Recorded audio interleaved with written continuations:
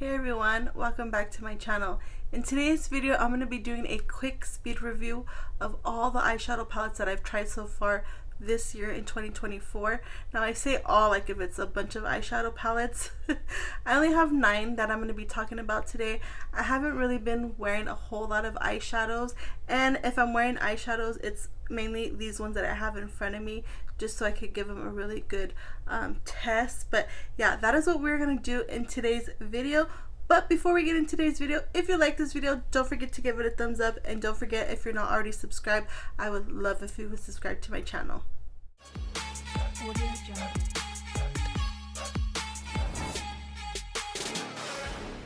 Let's get started. I don't know if I mentioned in the intro, but I'm not gonna rank the eyeshadow palettes. I'm gonna save that until the end of the year, just because I don't want it to be too repetitive. I'm just gonna tell you what I like, what I don't like, and move on to the next palette. So let's go ahead and get started. I'm just gonna get started with the first thing I see in front of me, and this is from Melt Cosmetics, and this is called the Neutral Browns Petite Eyeshadow Stack. So let me first start off by saying I absolutely love this for travel. I have been taking this with me everywhere I go when I've been traveling this summer. I've only gone like maybe 2 or 3 times for a vacation, but yeah, I really do like it. The only thing is I don't like the packaging so much. I wish it was a little bit more sturdier, and I don't like the shimmer shade in this palette or this little stack. I wish it was a little bit more neutral. I feel on my skin tone it pulls a little bit more warm tone, but other than that, I really do like it. I just wish, you know, like I said, that this packaging was a little bit more sturdier. These blend really nicely. They're not patchy or anything like that. And yeah, I have loved this so far. And then the next one I have is from Tom Ford. This is the 28 Daydream. I'm not sure this is available anymore. I did get this at the CCO and I just started using it this year. I absolutely love this on me. I love purple already as it is as a color, so putting this on my eyes, it just looked really nice. And yeah, this is the wet to dry formula. I normally don't like this formula, but this one I can work with both wet and dry, and it's just like I said, it looks really pretty. If you can find this at the CCO, I highly recommend picking this up, but it's just a shame that I don't think this is available anymore, so I'm so sorry about that, but I had to talk about it because I have just tried it this year. I do have 2 Natasha Denona mini palettes. I'll just go ahead and talk about them both together. This one is the My Mini Dream palette, and it just looks like this. I absolutely love this one. I am a neutral girl, so neutral colors are definitely something that I love more than color.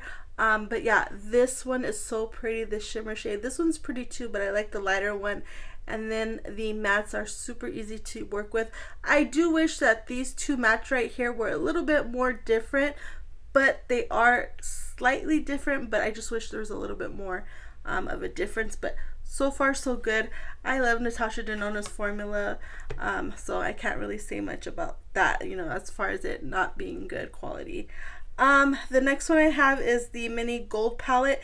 Now this one is a really good quality. I just don't like the color story. I'm not really into gold. Now I will say this technically isn't a gold palette. In my opinion, this pulls more of a green. This one right here in the middle, yeah, this is more like of a, I don't know how to explain it, like an apple green almost, with a little bit of a shift to it. Not so, yeah, so much. This one is like a green, and then if I move my hand a little bit, I see pink a little. I don't think you're gonna be able to see it on camera, but yeah, in my opinion, I feel like this is not so much a gold palette. This is more of a green palette or little mini palette. But overall, I really do like the quality. It's, you know, same Natasha Denona, really good quality, and the formula is amazing. And then I do have 3 of the Nomad Air palettes. These are the 6-pan palettes. Ooh, that scared me. I thought something was next to me. Anyways, I was gifted these from the brand, and I do have a video on these eyeshadow palettes if you want to take a look. I will say the quality is really good on these palettes. This is the first time that I did try Nomad Cosmetics, and I cannot wait to try more from the brand. I will say though, my favorite out of the three is the, which one is this one? The Oslo palette. I think that's what it's called. Let me go ahead and show you guys real quick what it looks like. This is what the packaging looks like, and then this is what the color story looks like. Really, really pretty. I love this color right here. It's like a pink silver color. I don't know if you're gonna be able to tell on camera, but yeah, it is super, super pretty. And then my least favorite would have to be the green. This is the Canadian Rockies palette. The one that I liked is the Oslo something. I don't know how to pronounce that. But then, like I said, my least favorite would be this green one right here, just because I don't really like these greens, especially this right here. I feel like this is green and blue mixed together, and I didn't really like the look I got from this palette. But I will say this is really good quality palette. It's just personal preference. It's the color story. I did have a lot of kickback. I forgot to mention that as well, but nothing too over the top. And then the other one, what did I do? It's here. I like it as well. The quality is really good. And then I do have this palette from Moira Cosmetics. This is the Chasing Eternity palette, and it just looks like this. Now I will say I haven't used it that much. I do need to give this some more love, but I wasn't all that impressed with this. I was expecting a little bit more. I've heard really good things about Moira. Now I will let you guys know, as I'm filming this, I still haven't did my full face of Moira Cosmetics. I'm so sorry. That video will definitely be coming pretty soon. So just give me some more time. That's definitely in my list of videos to film. But this palette, it was just okay. The shimmers were not poppy enough for me. The mattes were really good. They were easy to work with. But yeah, it is a neutral palette. That could probably be it too. It's just a basic neutral palette.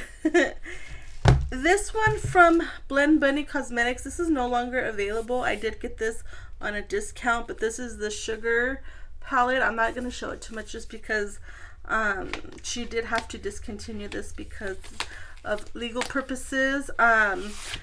But real quick, if you weren't able to get your hands on this, oh, you missed out. This is such a pretty palette. It is colorful, something that I'm really not used to, but I can make this work. I do like the colors. I like the greens, I like the pinks, the purples. I'm not really a fan of like this row right here, but everything else I really do like, and the shimmers are freaking gorgeous. I really do like this palette, and it's a shame that she had to discontinue this one.